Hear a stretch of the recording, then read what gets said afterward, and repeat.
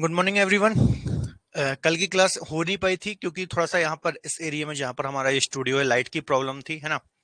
Road का काम चल रहा है तो काफी लंबे समय तक लाइट नहीं थी, इस कारण से कल की क्लास नहीं हो पाई थी।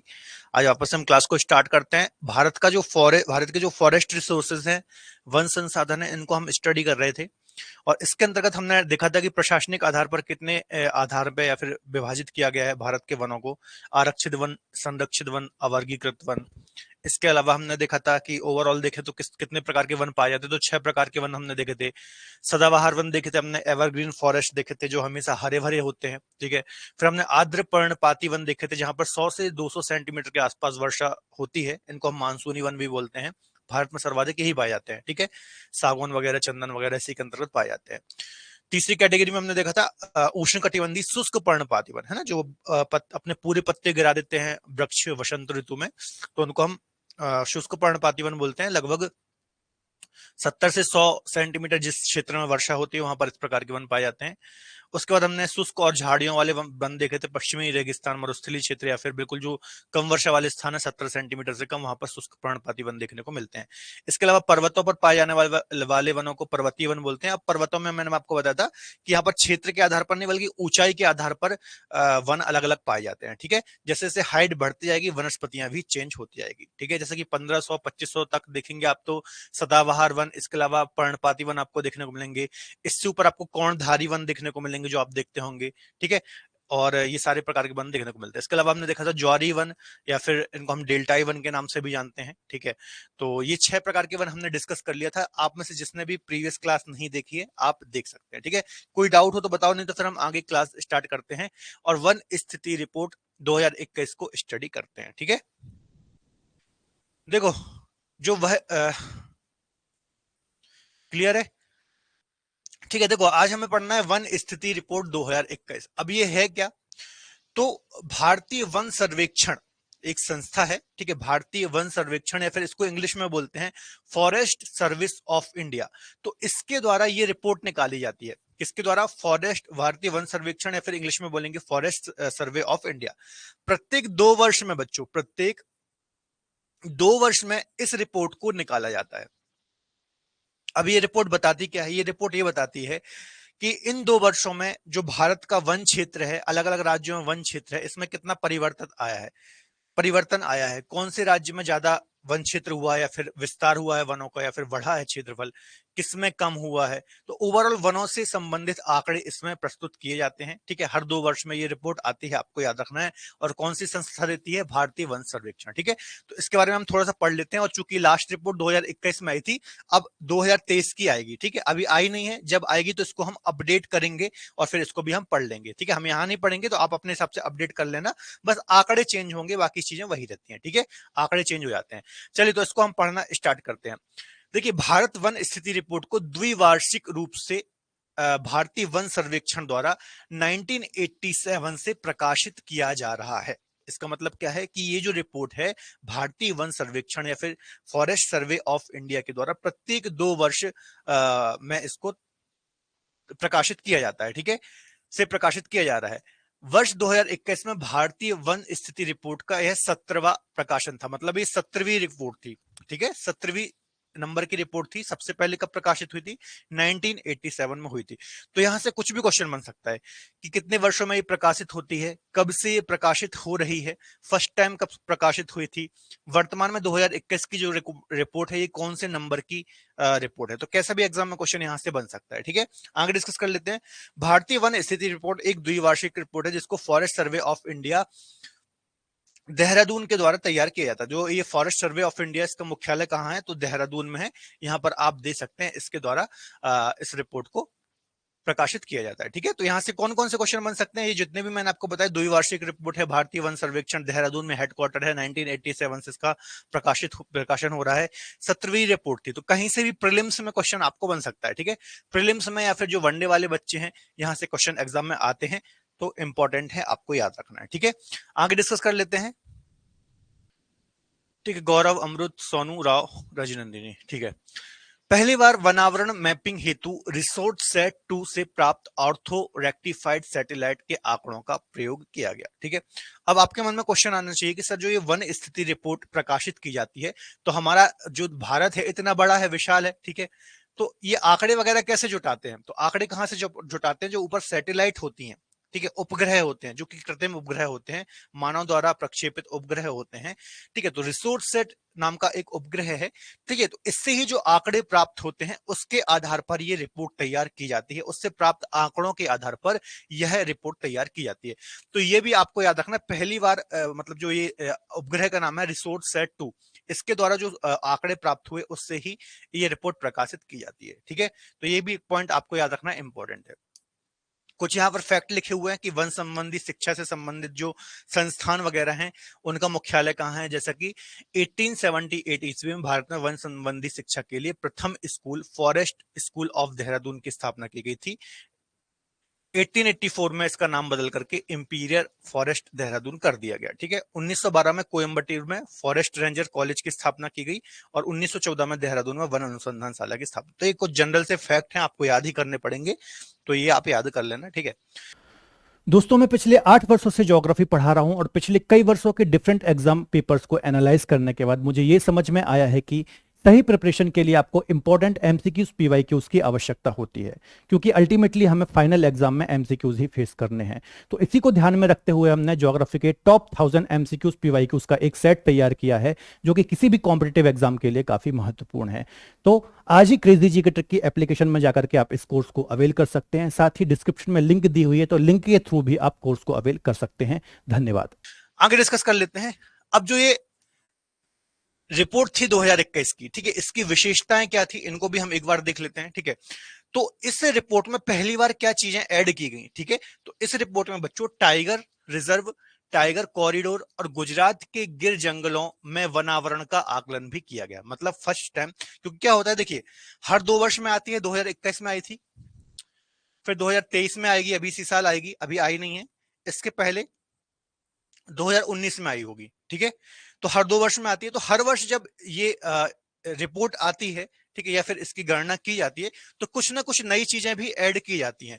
उसी क्रम में 2021 में भी कुछ नई चीजें ऐड की गई थी, जैसे कि टाइगर रिजर्व, ठीक है, टाइगर कॉरिडोर जो होते हैं, गुजरात के गिर जो जंगल है जहां पर एशियाई लॉयन पाए जाते हैं, ठीक है, तो इनका भी वनावरण का आकलन किया गया। मतलब इनका जो वन क्षेत्र है, इन रीजन का जो वन क्षेत्र है, यहाँ का भी आकलन किया गया था इसके अंतर्गत, आपको याद रखना है। ठीक है, आगे देख लेते हैं। बक्सा पश्चिम बंगाल, अन्नामलाई तमिलनाडु, इंद्रावती रिजर्व छत्तीसगढ़ के वन क्षेत्र में वृद्धि देखी गई, जबकि कंवल तेलंगाना, भद्रा कर्नाटक और सुंदरवन रिजर्व पश्चिम बंगाल में कमी देखी गई। ठीक है, अब ये क्या है?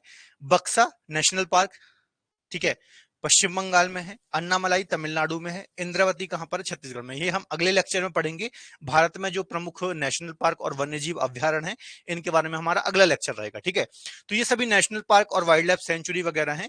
तो पश्चिम बंगाल, बक्सा, अन्नामलाई और इंद्रावती, जो ये 3 क्षेत्र हैं, ठीक है, यहां पर क्या हुआ? वनावरण में वृद्धि देखने को मिली। मतलब जो वन क्षेत्र था उसके एरिया में, उसके क्षेत्रफल में वृद्धि देखने को मिली, जबकि कंवल, भद्रा और सुंदरवन, ये जो 3 रिजर्व हैं, इनमें कमी देखने को मिली। तो यहां से एग्जाम में क्वेश्चन बन सकता है कि 2021 की आईएसएफआर की रिपोर्ट के अनुसार किस क्षेत्र पर या फिर किस नेशनल पार्क या फिर वन्यजीव अभ्यारण्य में कमी देखने को मिली या फिर वृद्धि देखने को मिली। तो ये बात भी आपको थोड़ा सा याद रखना है। ठीक है, फैक्ट है, याद कर लेना थोड़ा सा। अभी हम आगे जब नेशनल पार्क वगैरह स्टडी करेंगे तो ये आपको पता चल जाएगा कौन से कहां पर है ना, तो ये देख लेंगे ना आप। आगे देख लेते हैं। अरुणाचल प्रदेश के पक्के टाइगर रिजर्व में सबसे अधिक लगभग 97% वनावरण है। ठीक है, जो 2021 की रिपोर्ट में निकल के आया। ठीक है, तो एग्जाम में क्वेश्चन आएगा, इनमें से किस टाइगर रिजर्व में सर्वाधिक वन आवरण है? मतलब वन से वो आच्छादित क्षेत्र है। ठीक है, तो अरुणाचल प्रदेश का पक्के टाइगर रिजर्व है, यहाँ पर 97% वनावरण का क्षेत्र है, ये आपको याद रखना है। ठीक है, मतलब 97% यहाँ पर वनों से ढका हुआ है, वृक्षों से ढका हुआ है, तो ये बात आपको याद रखना है। कुछ यहाँ पर महत्वपूर्ण पॉइंट लिखे हैं, देख लेते हैं। भारत सरकार द्वारा 1998 में यहाँ पर 88 होना चाहिए, राष्ट्रीय वन नीति की घोषणा की गई। इसमें 33.33% भूभाग पर वनों का होना आवश्यक है, ये मैंने आपको पहले भी बताया था, है ना। जो हमारी राष्ट्रीय वन नीति है उसके अनुसार भारत के क्षेत्रफल का कुल 33.33% क्षेत्रफल पर वनों का होना अनिवार्य है, क्योंकि वन जो होते हैं वो हमारे लिए, पर्यावरण के लिए बहुत ज्यादा जरूरी है। ठीक है, ये सब हमने स्टार्टिंग में ही डिस्कस किया था, तो ये पॉइंट भी आपको याद रखना है, यहाँ से कई बार एग्जाम में क्वेश्चन देखने को मिले। ठीक है, अब जो 2021 की रिपोर्ट है इसको भी हम एक एक करके चीजें डिस्कस करते हैं। तो देखिए, देश में कुल वनावरण में वृद्धि कितनी हुई है, मतलब जो वनों का क्षेत्रफल है ना, वनों से आच्छादित क्षेत्र है, वनों से कवर्ड रीजन है या क्षेत्र है, इसमें कितनी वृद्धि देखने को मिली है, तो 1540 वर्ग किलोमीटर क्षेत्रफल में वृद्धि देखने को मिली है। ठीक है, टोटल जो फॉरेस्ट कवर है इसमें 1540 स्क्वायर किलोमीटर क्षेत्रफल पर वृद्धि देखने को मिली है। ठीक है, तो यहां से एग्जाम में क्वेश्चन आ सकता है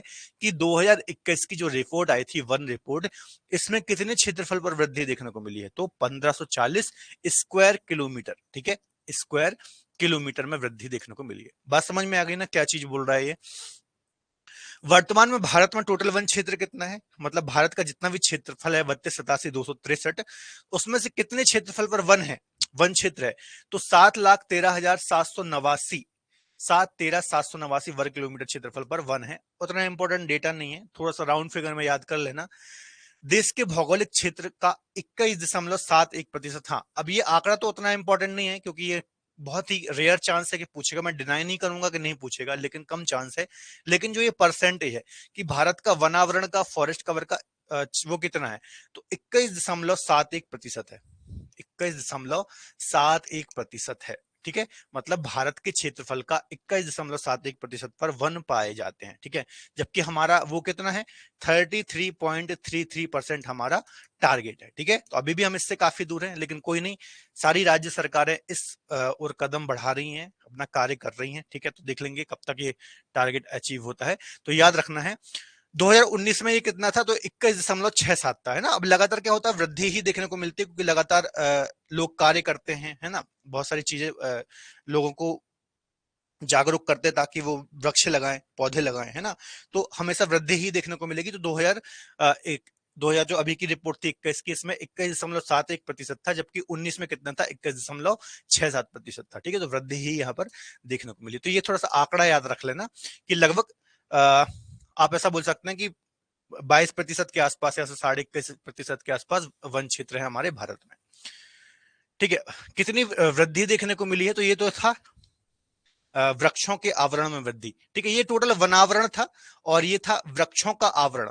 ठीक है, तो इसमें 721 उतना इंपॉर्टेंट नहीं है, ये नहीं पूछेगा, बस ये इंपॉर्टेंट है, ये आप याद रख लेना, यहाँ पर आप कंफ्यूज हो जाओगे। ठीक है, इस पे मत जाओ आप।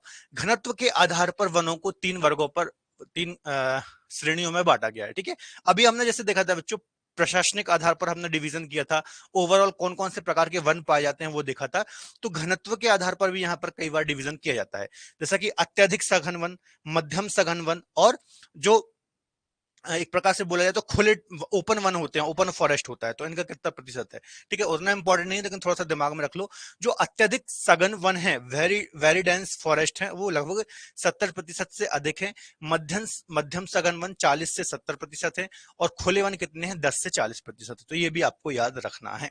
क्लियर है। झाड़ियों वाले वन तो 10% से कम है, झाड़ियों वाले वन, ये भी आपको याद रखना है। सर्वेक्षण किया गया लेकिन उन्हें वनों का रूप वर्गीकरण नहीं मिला। ठीक है, झाड़ी वाले वन भी 10% से कम है, लेकिन इनको इसके अंतर्गत नहीं रखा गया है, आपको याद रखना है। ठीक है, वर्गीकरण में नहीं रखा गया। तो जनरल सा पॉइंट है, थोड़ा सा दिमाग में रख लेना। अब वनावरण में वृद्धि वाले शीर्ष राज्य कौन से हैं, मतलब वनावरण में या फिर फॉरेस्ट कवर में जो राज्य ऐसे कौन से हैं जहां पर ज्यादा वृद्धि देखने को मिली है, तो ये भी देख लेते हैं।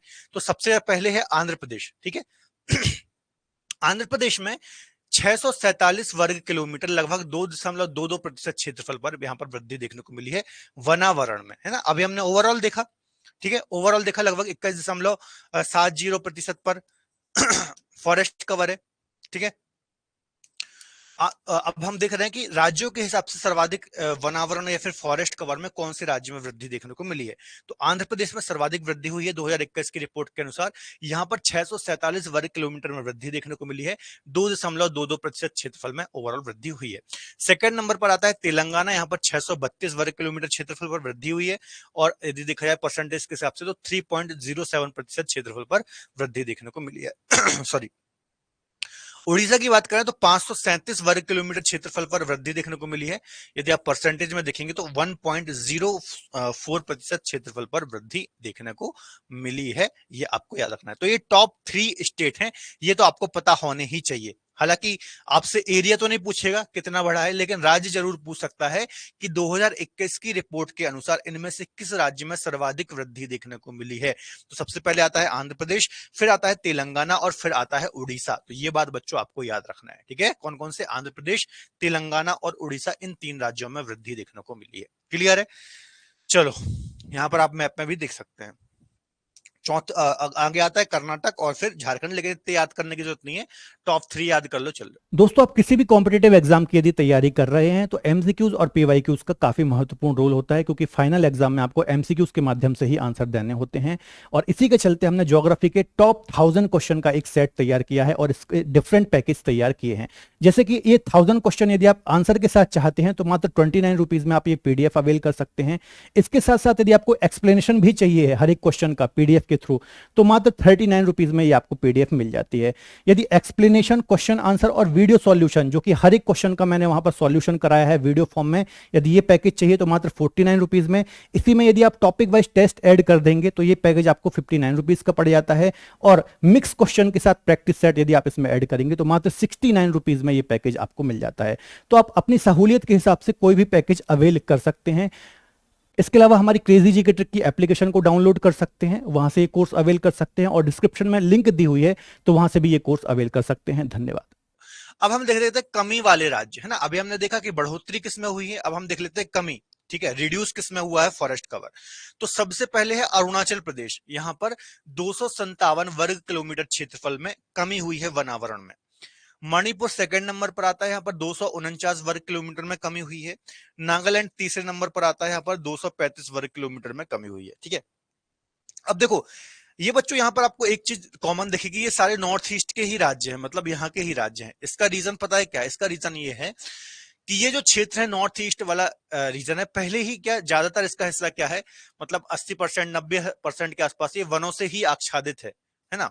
वनावरण यहाँ पर सर्वाधिक देखने को मिलेगा। ठीक है, अब चूंकि विकास तेजी से हो रहा है तो ओवरऑल आप देखेंगे तो कमी देखने भी सर्वाधिक आपको यहाँ पर ही मिलेगी, क्योंकि ज्यादा फॉरेस्ट कवर है तो कमी भी आपको यहाँ पर ही देखने को मिलेगी, जैसे जैसे डेवलपमेंट हो रहा है ना।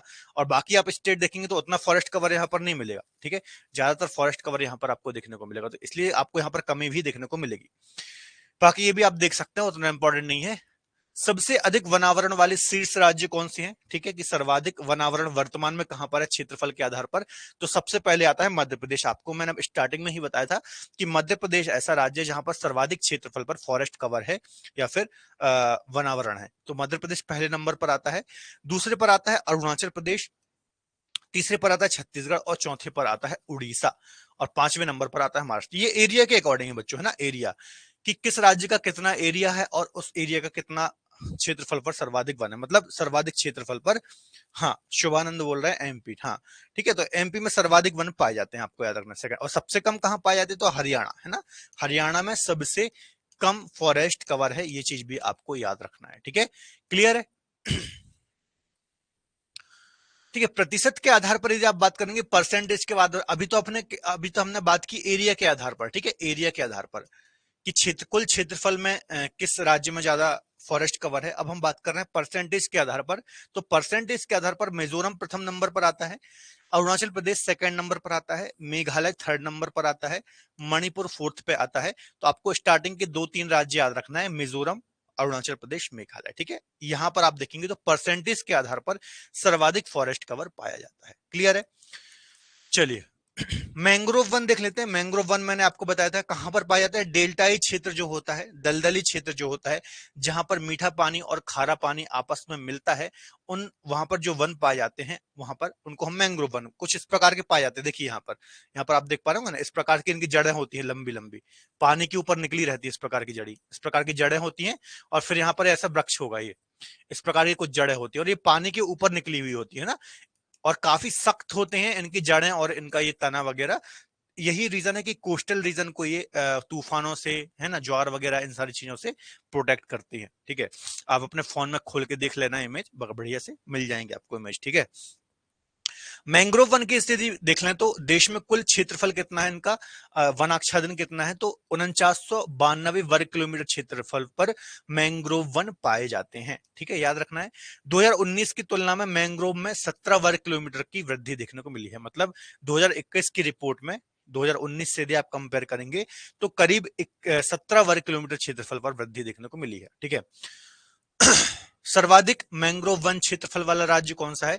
तो पहले पर आता है पश्चिम बंगाल, दूसरे पर आता है गुजरात, तीसरे पर आता है अंडमान निकोबार और चौथे पर आता है आंध्र प्रदेश। ठीक है, पश्चिम बंगाल आपको पता है बहुत सारी नदियां यहाँ पर डेल्टा बनाती हैं, है ना, गंगा ब्रह्मपुत्र जैसी नदियों का कुछ डेल्टाई क्षेत्र और भी नदियां यहाँ पर डेल्टा बनाती हैं।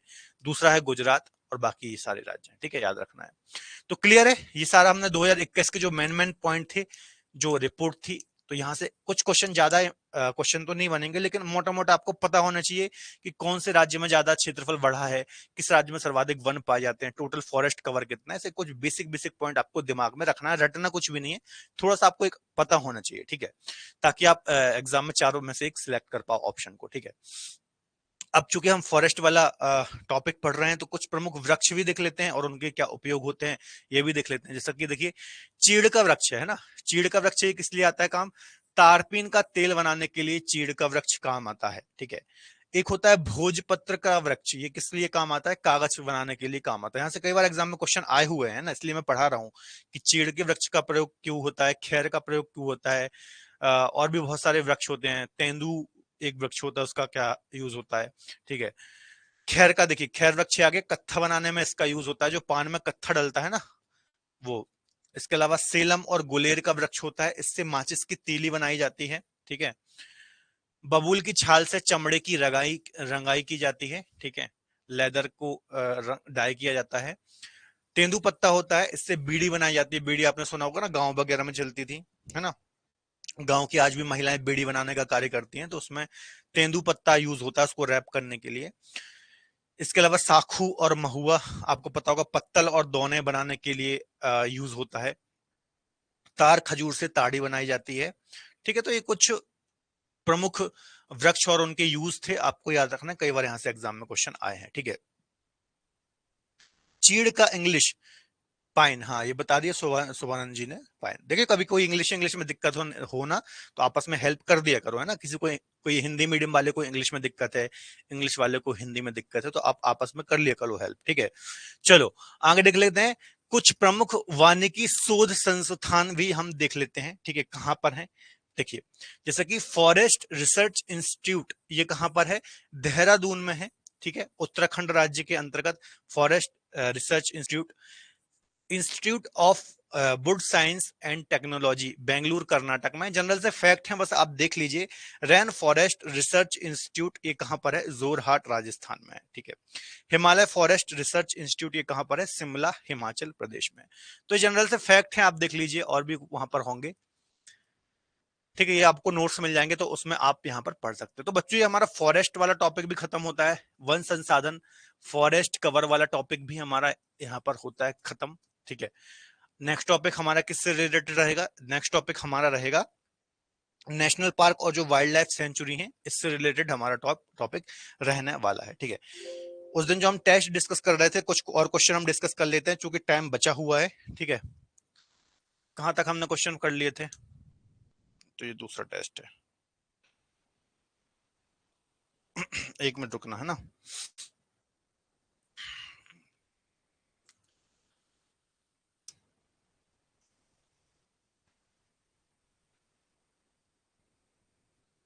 उस दिन हम क्वेश्चन डिस्कस कर लेते हैं, कुछ क्वेश्चन और डिस्कस कर लेते हैं, टाइम बचा हुआ है ना।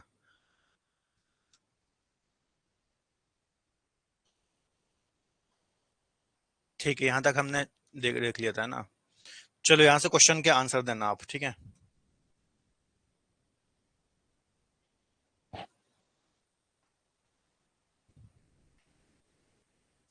चलो कुछ क्वेश्चन डिस्कस कर लेते हैं। ठीक है, टेस्ट के रूप में आप देख सकते हैं, ऑलरेडी आए हुए क्वेश्चन है सिविल सर्विसेज जैसे एग्जाम में। फटाफट आंसर दो। देश के किस प्रदेश में सबसे अधिक जिले हैं? बताओ, देश के किस प्रदेश में सबसे अधिक जिले हैं? और अगला क्वेश्चन है, सुंदरवन डेल्टा का निर्माण करने वाली नदियां हैं। ठीक है, ज्यादा वाइट दिख रहा है क्या?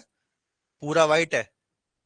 एक कैमरे की सेटिंग में कुछ गड़बड़ है, 1 मिनट रुको, कोई दिक्कत रुको, मैं इनको बोल्ड कर देता हूँ ना, 1 मिनट रुकना, क्वेश्चन बस देखते जाओ।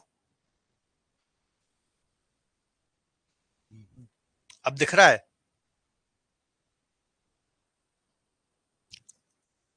दिख रहा है अब देखो क्वेश्चन दिखेगा, है ना?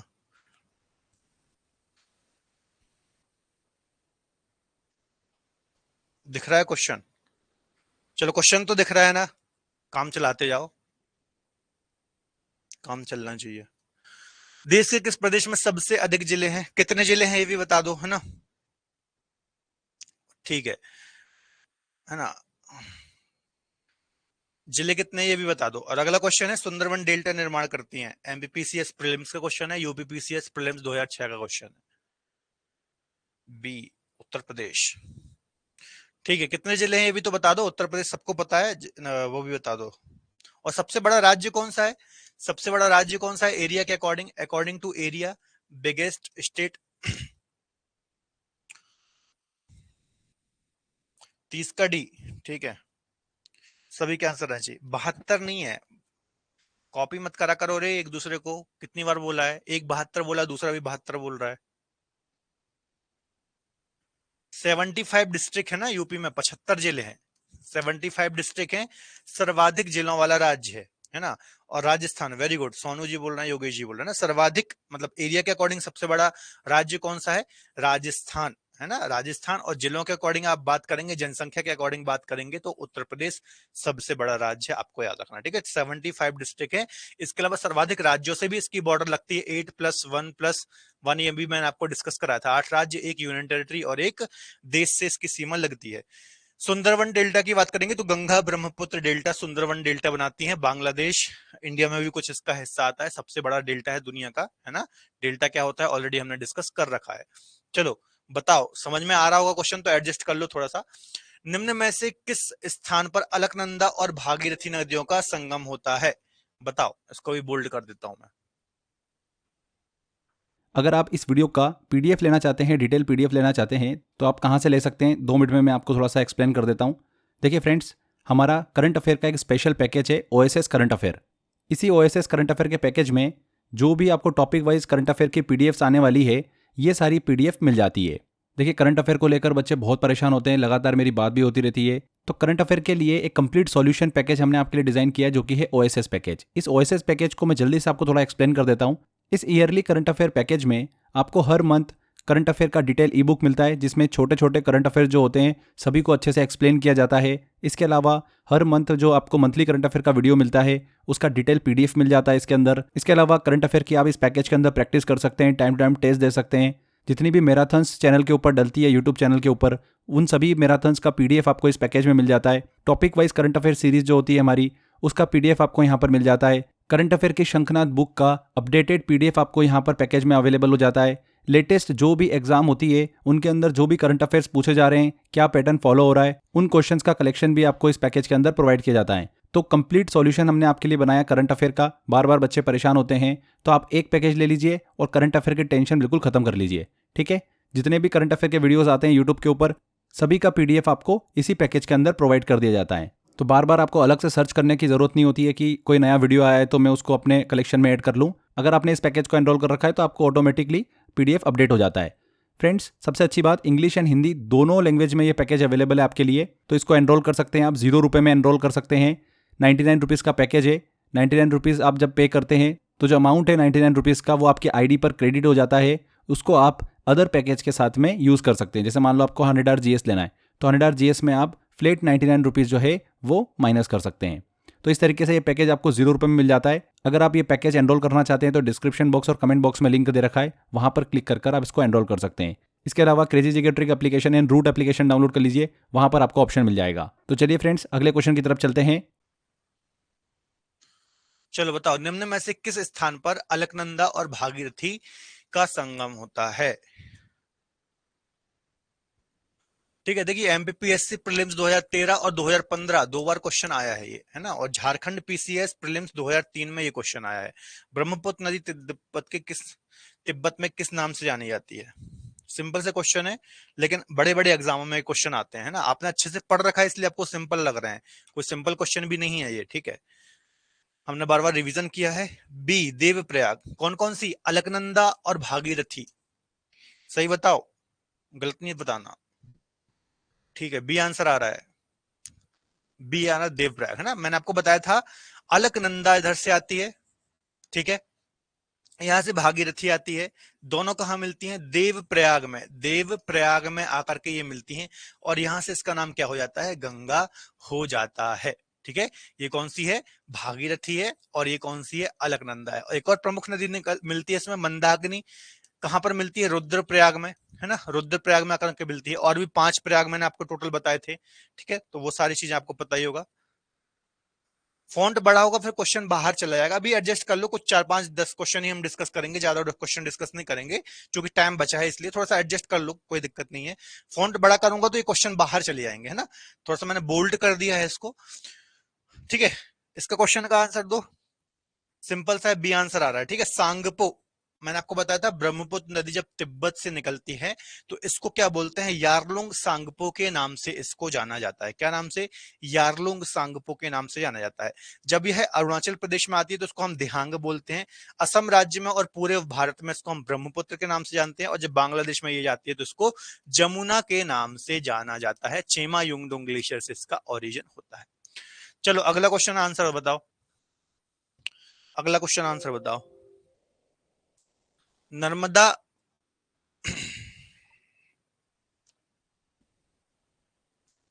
ठीक है, बताओ, चलो नर्मदा घाटी किन पर्वत श्रृंखलाओं के मध्य में प्रवाहित होती है, नर्मदा घाटी मतलब नर्मदा नदी बोल लीजिए, किन पर्वत श्रृंखलाओं के मध्य में प्रवाहित होती है, बताओ।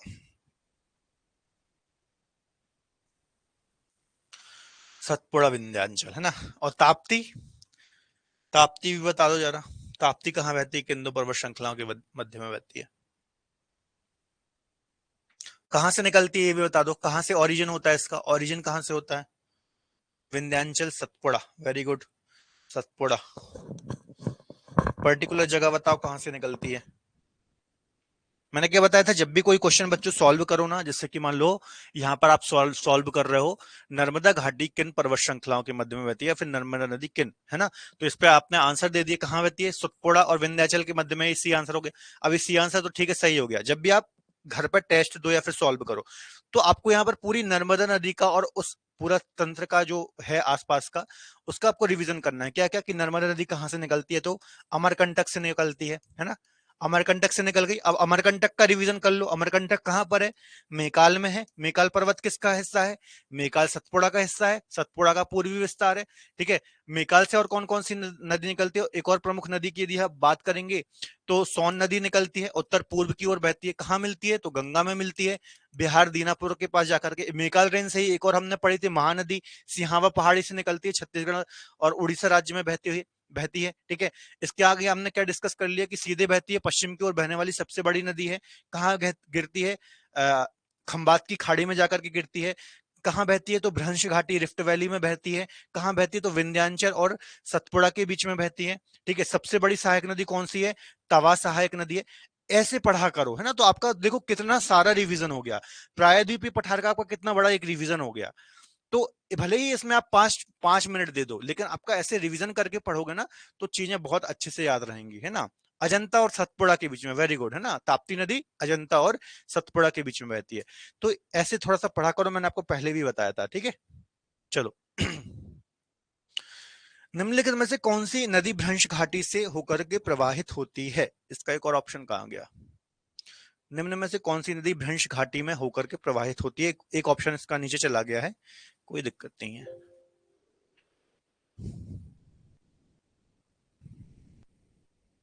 ठीक है, कौन सी नदी भ्रंश घाटी में बहती है बताओ जरा, ताप्ती, कृष्णा, गोदावरी या फिर कावेरी, बताओ, ताप्ती, कृष्णा, कावेरी या फिर गोदावरी।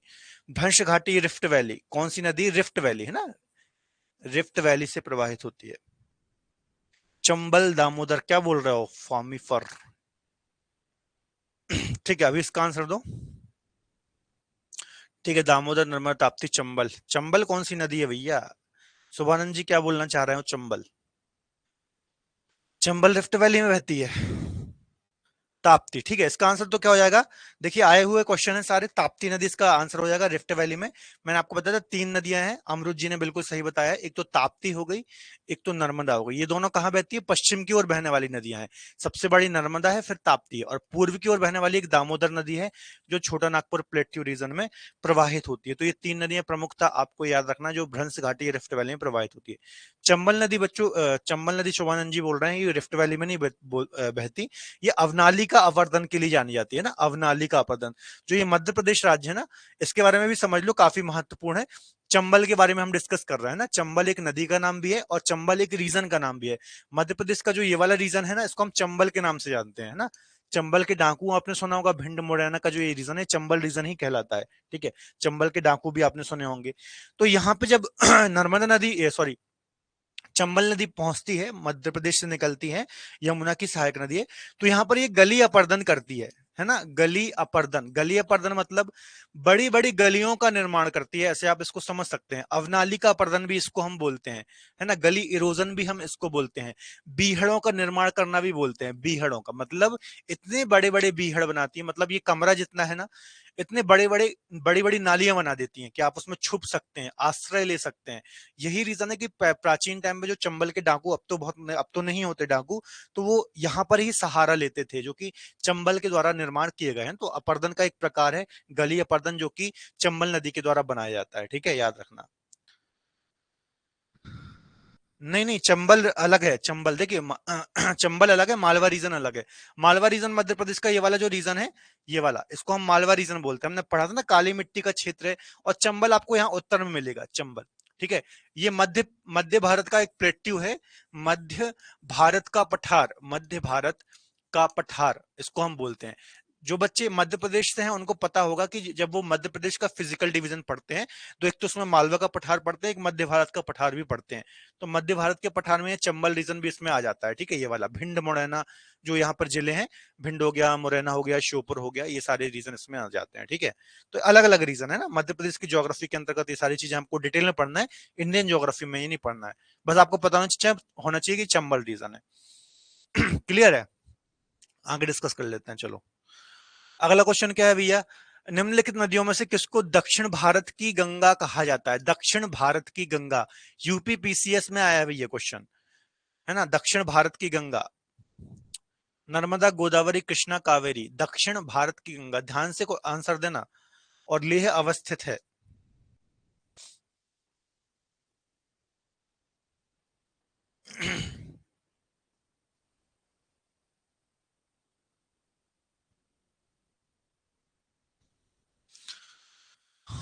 दक्षिण भारत की गंगा, याद करो, दिमाग पर जोर डालो। दक्षिण भारत की, थोड़ा सा सोचो, कंफ्यूज मत होना। गंगा कितना बड़ा नाम है? दक्षिण भारत की गंगा, मैंने बताया था जो बड़ा नाम है उसमें छोटी नदी आएगी, कौन सी? कावेरी, है ना। और दक्षिणी गंगा यदि पूछ ले, दक्षिणी गंगा, दक्षिणी गंगा छोटा नाम है। दक्षिणी गंगा या फिर वृद्ध गंगा, या फिर वृद्ध गंगा पूछ ले तो छोटा नाम हो गया दक्षिणी गंगा। तो इसमें क्या आएगा? गोदावरी, बड़ी नदी, अपोजिट है ना। मैंने आपको ऐसे याद कराया था, याद है, जब मैं आपको प्रायद्वीपीय पठार पढ़ा रहा था, है ना। तो दक्षिण भारत की गंगा कावेरी नदी है। इसको क्यों बोलते हैं? क्योंकि इसको इसमें पानी की ज्यादा कमी होती नहीं है, क्योंकि इसको लौटते हुए मानसून से भी जल मिलता है, तो इसको हम इसलिए गंगा से कंपेयर करते हैं।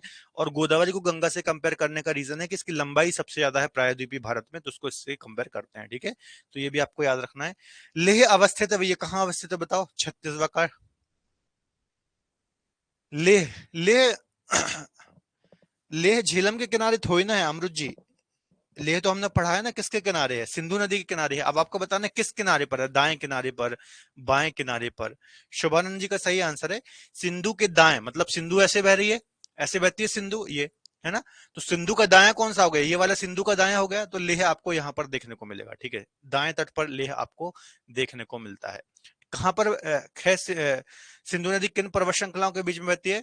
लद्दाख और जास्कर रेंज के मध्य में, लद्दाख और जास्कर रेंज के मध्य में सिंधु नदी प्रवाहित होती है ना। क्लियर है? चलो रिवीजन करते जाओ फटाफट।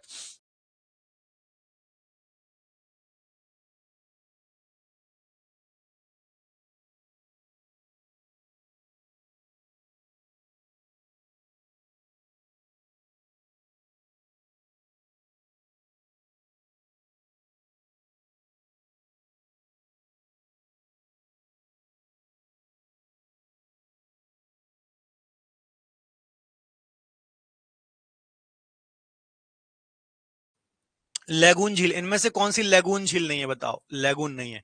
लेगून मैंने आपको पढ़ाया है क्या होता है, और कयाल क्या है? लेगून झील क्या है, और यहाँ पे क्वेश्चन है व्हाट इज कयाल, कयाल क्या है? आंसर दो। लोकटक झील, अष्टमुदी झील, लोकटक झील, अष्टमुदी झील, चिल्का झील, पुलिकट झील, कौन सी लेगून नहीं है बताओ? गलत आंसर मत देना गलती से भी, बहुत अच्छे से पढ़ाया है मैंने। शोभानंद जी क्या कर रहे हो? शोभानंद जी ऐसे आंसर दोगे मतलब? अब आप तो पुराने स्टूडेंट हो, आप तो सही आंसर दो, जल्दबाजी में आंसर नहीं देना है। ये ठीक है ना? लेगून झील मैंने क्या बताया था, जो कोस्टल रीजन होते हैं, ये भारत है हमारा, प्रायद्वीपीय भारत, ये है ना ये, तो ये हमारी क्या है, तटरेखा है ना? तटरेखा, तो इसी तटरेखा के पास जो झीलें होती हैं, इस तटरेखा के पास जो झीलें होती हैं, मतलब समुद्र का पानी, समुद्र का पानी स्थलीय भाग में जब अंदर एंटर कर जाता है और उससे जो झीलें बनती हैं उनको ही हम लेगून झीलें बोलते हैं। जो खारे पानी की झीलें होती हैं, सलाइन लेक होती हैं, है ना, तो इनको हम क्या बोलते हैं, लेगून झील बोलते हैं। अब अष्टमुदी आप देखोगे, अष्टमुदी है ये, है ना, अष्टमुदी आपको केरल में लेगून झील है। चिल्का उड़ीसा में सबसे बड़ी लेगून झील है। पुलिकट ये आपको तमिलनाडु आंध्र प्रदेश की बॉर्डर में यहाँ पर देखने को मिलेगी, ये भी लेगून झील है। बची लोकटक, ये कहाँ पर है? मणिपुर में है, ये भी मैंने आपको पढ़ाया है। मणिपुर में क्या है? लोकटक झील है। इसकी विशेषता क्या है कि इस पर कीवुल लामजाओ नेशनल पार्क है, जो कि तैरता हुआ एक नेशनल पार्क है। सांगाई हिरण या फिर डांसिंग डियर जिसको हम बोलते हैं, यहाँ पर पाया जाता है, जो कि एक विलुप्त प्रजाति है ना, तो ये अच्छे से याद रखना है। अगला आंसर दो, कयाल क्या है? आंसर दो, कयाल क्या है? 38 का डी, तराई मैदान। शोभानंद जी बोल रहे हैं तराई मैदान, कुछ भी आंसर मत दो शोभानंद जी, जो मन में आया वो आंसर नहीं देना है, थोड़ा सोच समझ के आंसर दो। गंगा डेल्टा, केरल के लेगून, दक्कन पठार या फिर तराई मैदान? भूलते जा रहे हो क्या? क्या आंसर हो जाएगा? केरल के लेगून, केरल के जो लेगून होते हैं, मैंने आपको बताया था ना बच्चों, केरल के जो लेगून होते हैं, केरल में जो ये खारे पानी की तटीय झीलें होती हैं, इनको ही हम क्या बोलते हैं? इनको ही केरल में कयाल बोला जाता है, ठीक है। तटीय झीलों को या फिर जो कोस्टलाइन के पास जो झीलें पाई जाती हैं खारे पानी की, इनको हम क्या बोलते हैं? लेगून बोलते हैं, और केरल को यहाँ पर कयाल बोला जाता है, ठीक है। और इन्हीं को राजस्थान में क्या बोलते हैं? राजस्थान में स्थानीय लोग इनको धंध बोलते हैं। क्या बोलते हैं? धंध बोलते हैं। ये सारी चीजें आपको पता होना चाहिए, ठीक है, रिवीजन करते जाओ। अगला क्वेश्चन बताओ चलो, भारत के किस राज्य में मानसून का आगमन सबसे पहले होता है? हालांकि हमने क्लाइमेट पढ़ा नहीं है, लेकिन क्वेश्चन आ गया है तो बता दो, कोई दिक्कत नहीं है, मैं बता दूंगा, नहीं बनेगा तो। भारत के किस राज्य में, किस स्टेट में सबसे पहले मानसून आता है? मानसून हम पढ़ेंगे, वर्ल्ड ज्योग्राफी के साथ पढ़ेंगे, ठीक है, टेंशन मत लेना, अभी तक हमने जलवायु नहीं पढ़ी है, ठीक है। पता ही होगा आप लोग, तो पढ़े ही है आपने ज्योग्राफी, वेरी गुड, सही आंसर है। आप लोग को पढ़ाया नहीं है फिर भी आपको पता है, केरल, ठीक है।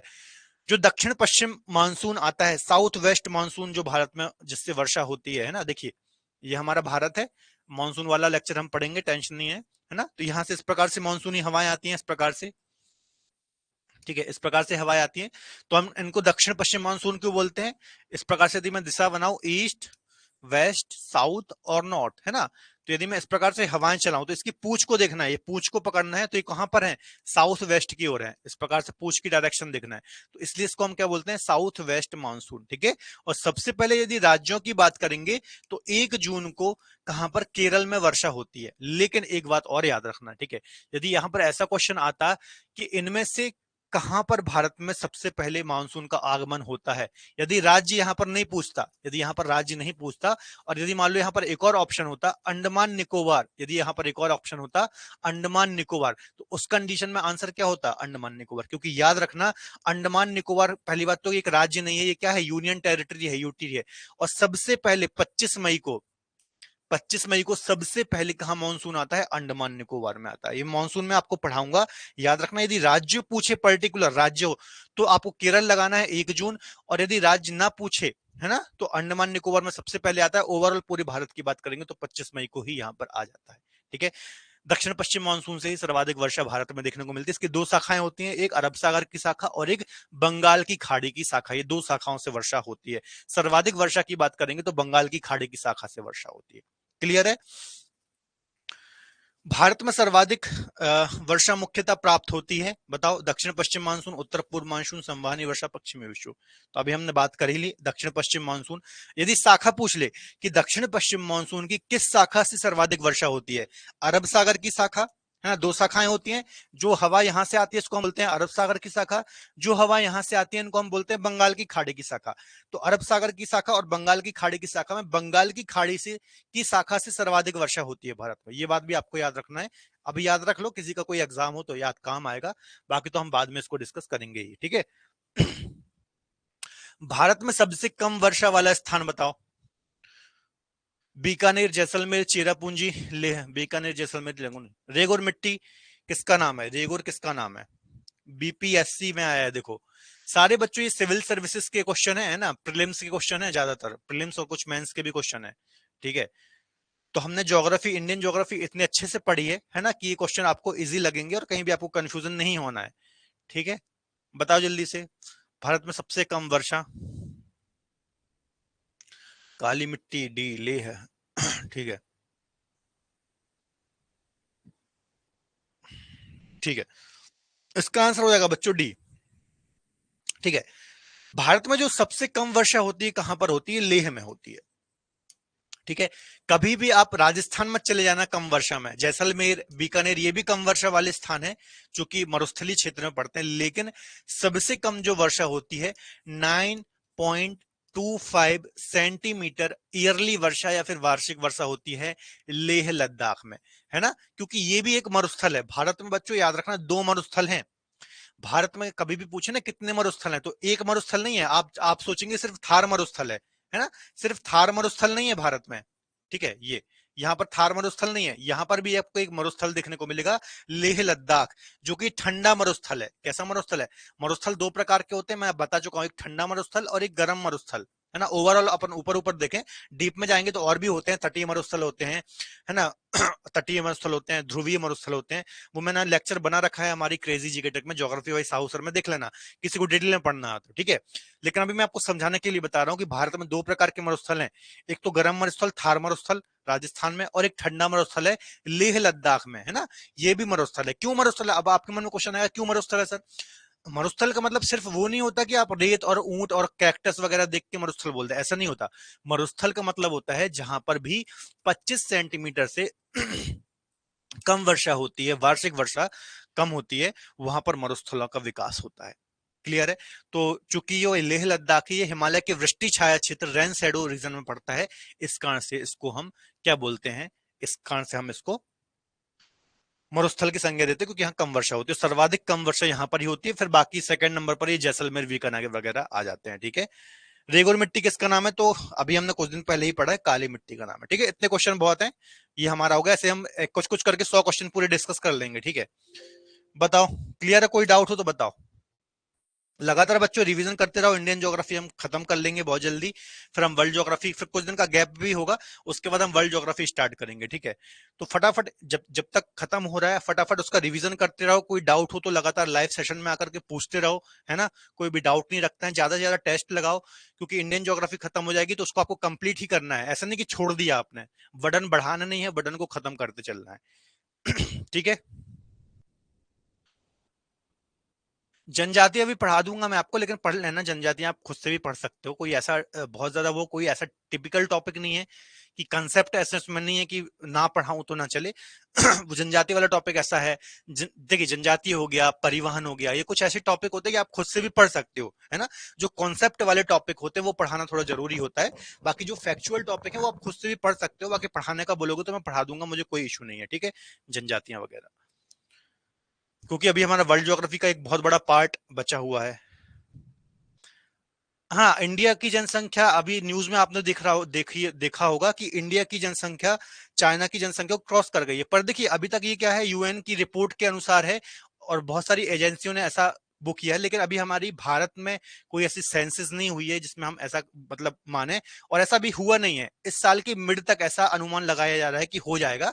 तो आसपास ही दोनों की जनसंख्या है, लेकिन अभी हमें ऐसा मतलब बोला जाए तो ठोस तरीके से नहीं मानना है कि ये ऐसा है, ठीक है। ऐसा खबरें चल रही हैं, बहुत सारी एजेंसी ने, पर भारत ने अभी कोई सेंसस नहीं कराई है ना। और ऐसा माना जा रहा है कि ऑथेंटिक न्यूज के हिसाब से हम देखें इस साल के मिड तक हो सकता है कि हम क्रॉस कर लें, क्योंकि हमारे यहाँ यूथ ज्यादा है ना। चाइना में बूढ़े ज्यादा हैं, तो वहां पर अब देखेंगे तो डेथ वगैरह भी ज्यादा है, यहाँ पर जन्म वगैरह भी ज्यादा है, ठीक है।